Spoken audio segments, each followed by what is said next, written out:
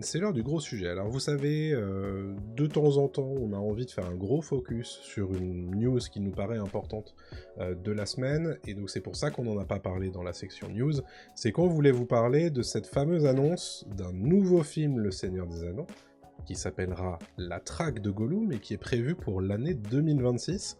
Alors, sans date précise, mais on s'imagine bien qu'ils vont reprendre le slot habituel, à savoir décembre, de tout ce qui est Le Seigneur des Anneaux et Le Hobbit.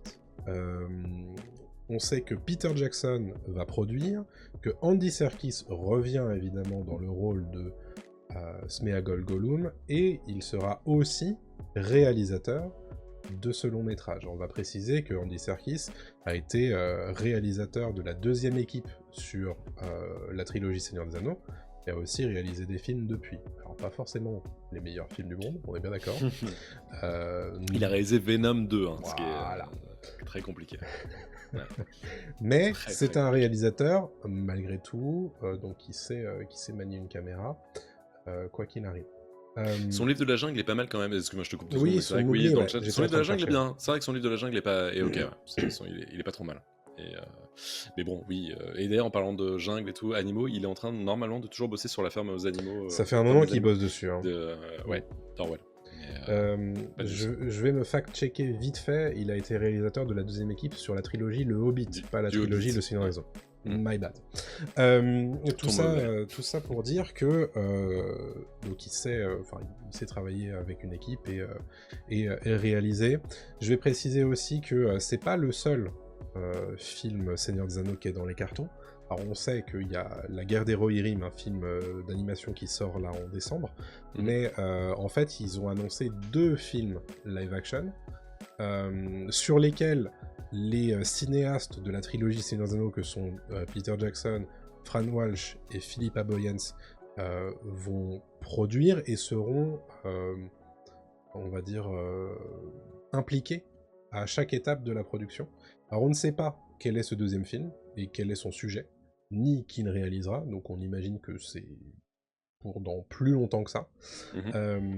Côté développement du scénario, ce sont les scénaristes Fran Walsh et Philippa Boyens qui travaillent en coopération avec Phoebe Gittins et Artie Papagiorgio pour explorer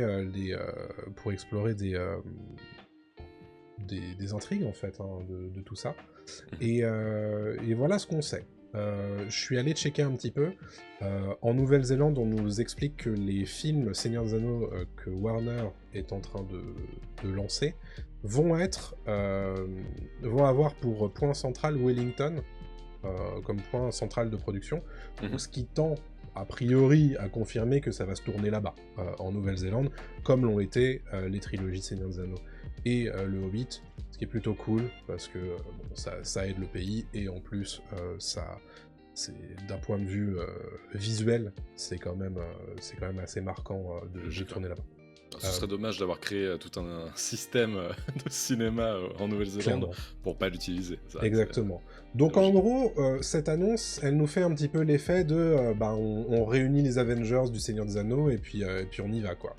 Est-ce que, cependant, c'est une bonne idée? C'était un petit peu ça le sujet qu'on voulait évoquer aujourd'hui. Bonne question. Mais oui. Est-ce que c'est pas une licence qui devrait un petit peu plus se respecter? Respecte-toi, Seigneur, putain. Je sais pas si c'est une bonne ou une mauvaise idée, parce que ce qui a tendance à me rassurer, c'est l'équipe créative derrière. Déjà, ça c'est un point où on peut pas nier que c'est les OG, quoi. C'est ceux qui étaient là depuis le début. C'est ça. Ils ont bossé dessus, donc...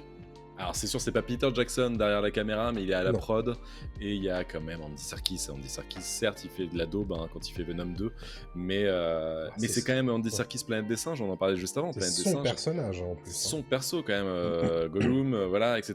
Et donc la performance capture, il connaît. C'est lui qui va savoir comment gérer tout ça et être au plus près, tu vois, des plans pour mettre ça en scène. Donc ça a tendance à me rassurer. Toute cette équipe derrière, c'est super, c'est génial. Derrière, moi, je suis pas familier, et c'est là où tu peux m'aider, toi, sur toute cette histoire de la traque de Gollum. De ce que j'ai compris, ça se passe avant, évidemment, les événements du Seigneur des Anneaux. Peut-être même pendant le Hobbit. Non, c'est juste après le Hobbit, je pense. Ouais. Et c'est Aragorn, si je me trompe pas, qui traque Gollum, en gros. Donc à ce moment-là, en fait, ils vont devoir recaster évidemment Aragorn ou trouver un Aragorn plus jeune. Ils vont jamais faire revenir Viggo Mortensen. Donc ça, tu vois, c'est un peu genre on reprend des persos que vous aimez bien et on va devoir les recaster. Ça fait un peu chier. C'est un peu dommage, quoi. Bah oui, c'est... En fait, je pense que il y a un côté rassurant dans le sens où c'est quand même un des personnages les plus importants de la saga Le Seigneur des Anneaux qui revient là. C'est un des personnages qui est les plus emblématiques de la trilogie. Moi, c'est probablement un de mes préférés, Gollum. En revanche, ça reste casse-gueule, parce que je doute pas qu'il sera absolument magnifique visuellement. Ça, je pense que ça va être incroyable. Que Andy Serkis va être incroyable en termes de performance capture. En revanche, c'est tout le reste qui m'inquiète un peu plus. Est-ce qu'on a vraiment quelque chose à raconter, en fait ? Alors c'est ça le truc, c'est vraiment la question que je te posais. Je connais pas assez l'histoire et je me dis, est-ce que pour un film ça peut tenir, j'imagine. Est-ce que ce serait pas le Mad Max Fury Road du Seigneur des Anneaux, quoi, genre une fuite où, tu vois, on va traquer quelqu'un et on va préciser quand même qu'il y a des fans qui ont réalisé un court-métrage sur cette séquence spécifique de tout ça, qui dure 18 minutes. Donc faut que je le regarde d'ailleurs, par curiosité. Il faut que je le regarde aussi, enfin il faut que je le re-regarde parce que j'ai oublié. Mais tout ça c'est basé en fait sur les appendices du Seigneur des Anneaux. Ishamael nous dit Warner Bros l'a supprimé de YouTube. Non, ils l'ont remis depuis en disant que c'était une erreur. Ouais. Donc voilà. Mais ils vont broder autour comme le Hobbit, sans doute. C'est pas impossible. Après, moi, j'ai pas spécialement de problème avec l'idée de broder autour de ces trucs-là. Moi, ça me dérange pas tant dans les Anneaux de Pouvoir. Je vois pas pourquoi ça me dérangerait dans la traque de Gollum. Encore faut-il que ce soit bien brodé et qu'il y ait des choses à raconter. Moi, je préfère un one-shot ultra... tu vois, enfin pas dense, mais justement plein de tension, vraiment ultra nerveux, plutôt que le Seigneur des Anneaux, les Anneaux de Pouvoir, où c'est plan de ouf, il se passe pas grand chose, on tire en longueur exprès pour dire regardez, on a des choses à dire, mais en fait vous avez rien à dire, et tu vois, je préfère ça. Je préfère vraiment un film qui raconte quelque chose en 2 heures, super. Pas 1h30, je laisserai à 2 heures quand même aussi. Et 2 heures, ce serait parfait. Et voilà, et après, let's go, c'est tout, quoi. N'en faites pas une trilogie, mais juste un film qui se tient sur Gollum, c'est cool. En vrai, moi, je suis plutôt chaud. En fait, ce que j'aime bien dans l'idée, c'est que t'as l'impression qu'ils ont compris que c'était peut-être pas forcément la peine de faire des trilogies de tout. Non. Donc, typiquement le Hobbit, je pense que ça s'est un peu cassé la gueule parce qu'ils ont décidé de faire une nouvelle trilogie, et que, au final...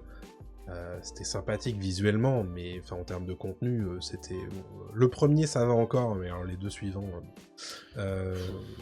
Et donc voilà. Après, je suis curieux de voir ce qu'ils vont annoncer sur le 2e film, mais pour parler spécifiquement de celui-ci, qui est le personnage principal de ce film ? Est-ce que c'est Aragorn ou est-ce que c'est Gollum ? Non, c'est Gollum. Est-ce que c'est un film de chasse ou est-ce que c'est un film de fuite ? Comment est-ce que tu l'abordes en fait, tu vois ? Oui, carrément. C'est là où c'est intéressant. Bah ouais, grave. Ouais. Mais je pense que le personnage est tellement important, comme tu l'as dit, et tellement ancré dans l'esprit des gens que ça sera forcément Gollum le héros. Ça peut pas être autrement. Et tu vois, je serais pas surpris qu'ils fassent un micro-remake de la séquence d'ouverture du Retour du Roi, où tu vois comment Sméagol est devenu Gollum. Je serais pas surpris qu'ils se permettent ça. Ce qui permettrait aussi de replanter le décor. De replanter le décor, de reparler du personnage, de pourquoi il est devenu ça. Et ce qui est intéressant, en fait, c'est que dans la traque de Gollum, il y a certes Gandalf qui demande à Aragorn de le retrouver, mais ce qu'il faut pas oublier, c'est qu'il y a aussi Sauron et les Nazgûl qui veulent essayer de le choper. C'est vrai. Et donc quand est-ce qu'il base cette track? Est-ce que c'est avant qu'il soit chopé par Sauron et interrogé sous la torture? Ou est-ce que c'est après? Tout ça, ça peut être intéressant. Ça, c'est dans quel bouquin? C'est dans les appendices du Retour du Roi. En fait, si tu veux, Ok. le Seigneur des Anneaux, c'est 3 bouquins. Et à la fin du 3e bouquin, il y a un certain nombre des addendums, en fait, des trucs qui sont rajoutés et qui sont souvent des trucs, ça va être de la généalogie des rois du Gondor, des rois du Rohan, des trucs comme ça. Mais il y a aussi des petits bouts de trucs. C'est notamment sur ça qu'est basé la guerre des Rohirrim qui sort en décembre, et les Anneaux de Pouvoir aussi, parce qu'ils n'ont pas les droits en fait du Seigneur des Anneaux, ils ont les droits des appendices. Et donc du coup c'est là-dessus qu'ils vont se baser. Alors moi ça fait un moment que je l'ai lu, hein, donc je me souviens plus de tout, mais très franchement je pense qu'il y a des choses à faire, et puis bon, c'est des gens qui sont quand même capables d'écrire des trucs, donc j'ai plutôt confiance. C'est un projet qui donne confiance et où l'annonce, tout est fait pour te donner confiance, en fait. Oui. C'est aussi... Oui, tu sens qu'ils se bordent un peu, hein, quand même. Ouais. C'est aussi histoire de dire, regardez, nous on fait pas comme les Anneaux de Pouvoir, on va aller chercher les gens qui savent faire. Ouais. Et mais il y a un truc quand même, quand ils pensent, depuis le Seigneur des Anneaux, on n'a pas eu un super film autour de la saga, quoi. On est bien d'accord. Le Hobbit, c'est pas bon. Enfin, je veux dire, on aime ou on n'aime pas, mais je veux dire, c'est pas incroyable non plus, quoi. Et ça se regarde, hein. Disons, vu le niveau de la trilogie du Seigneur des Anneaux, quand t'arrives sur le Hobbit, tu peux pas dire c'est génial. Non, voilà, c'est compliqué. La série, elle est pas bien. Les jeux vidéo, à part alors Shadow of Mordor qui était super, c'était quand même deux très bons jeux vidéo. C'était Shadow of War et Shadow of Mordor, je crois. C'était très bien, mais après, on a eu un jeu vidéo Gollum qui est sorti il y a pas longtemps, qui était le pire jeu vidéo du monde, quoi. Voilà, donc la saga, elle est pas non plus dans sa meilleure forme, quoi. Je veux dire, la hype, elle est pas spécialement là. Il y a pas un truc, tu vois. Non, je suis curieux vraiment des retombées du film d'animation de décembre, parce que déjà je pense qu'il n'y a pas grand monde qui a conscience de cette sortie. Et je pense que personne ne sait. À part les gens qui sont au courant, il n'y a pas de com. Sûr. Je suis super surpris. Alors ils vont communiquer là à Annecy, puisqu'à mon avis ils vont le projeter. Oui. Le festival d'animation d'Annecy, parce que l'an dernier ils l'avaient un peu présenté avec des images fixes, et là je pense qu'ils vont le diffuser. Donc il va peut-être commencer à y avoir un peu de com à ce moment-là, mais tu vois, Warner, c'est une licence incroyable qu'ils ont. Enfin, ils ont re-signé avec Middle-earth Enterprise qui appartient désormais à Embracer, mais maintenant il faut savoir capitaliser dessus. Et surtout, il faut pas faire l'erreur que fait Disney avec le MCU et Star Wars, quoi. Je pense pas que le Seigneur des Anneaux, ça soit une licence qui peut se traiter comme Star Wars.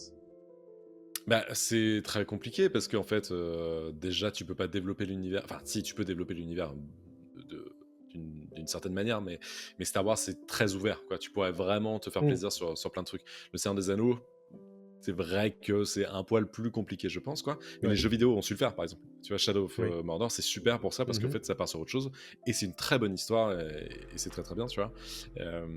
Là, tu vois, je me dis que c'est un truc intéressant, parce que c'est un personnage qu'on connaît, mais en même temps, c'est quand même vachement décorrélé de toute l'aventure Seigneur des Anneaux, c'est décorrélé du Hobbit, donc c'est une aventure, c'est vraiment un stand-alone pour moi, enfin c'est vraiment le truc un peu sandwich, tu vois, entre les deux. Moi j'aime bien, je trouve que l'idée est pas idiote, quoi. Enfin, on part pas sur un gros format, tu vois. Et si ça marche pas, ça marche pas. Et au pire, ils ont tenté un truc, mais si ça marche, tant mieux, c'est cool, on aura eu un beau one-shot, et il faudra peut-être se limiter à ça, hein. Mais pourquoi pas. Je trouve que l'idée, elle est pas idiote, quoi. Moi, je suis... En fait, je préfère ça, plutôt qu'ils te disent, on va remake le Seigneur des Anneaux. Voilà, exactement. Ce qu'ils font, de toute façon, à terme. Ce qu'ils font avec Harry Potter, ils vont le faire à terme, c'est évident, mais je suis curieux de voir ce qu'ils vont explorer, parce que comme le dit Franck dans le chat, évidemment il y a énormément de matière autour du Seigneur des Anneaux, des choses à faire. Bien sûr, mais par contre, c'est vrai que les ayants droit sont très très proches de la licence et donnent pas du tout le droit de faire n'importe quoi. Donc forcément, tout le monde te dirait il faut absolument faire une trilogie du Silmarillion parce qu'il y a énormément de choses à faire. Et en fait, je pense pas que les ayants droit veulent. Mais donc, du coup, c'était un peu bloqué, quoi. Donc, c'est pour ça qu'ils essaient de miner. Genre, je les vois vraiment comme des mineurs nains, tu sais, autour de... Creuser trop profond. C'est ça. Est-ce qu'au bout d'un moment, ils vont pas creuser trop profond, quoi? David dit le fait de faire des films et des séries sur des univers étendus comme Game of Thrones, Le Seigneur des Anneaux ou Star Wars, ça montre qu'il y a peu d'imagination en ce moment.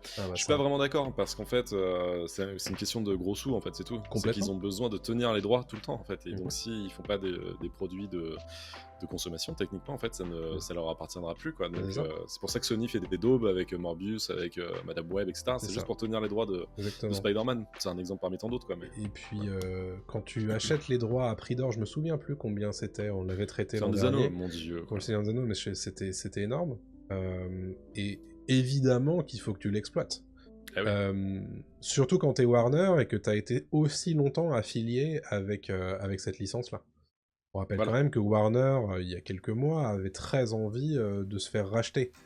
Donc le fait de montrer ses muscles là, comme ça, sur toutes les licences sur lesquelles ils sont présents, c'est aussi se montrer désirable. Oui. Donc faire annoncer ça, parce que quand même, le projet est gros, hein.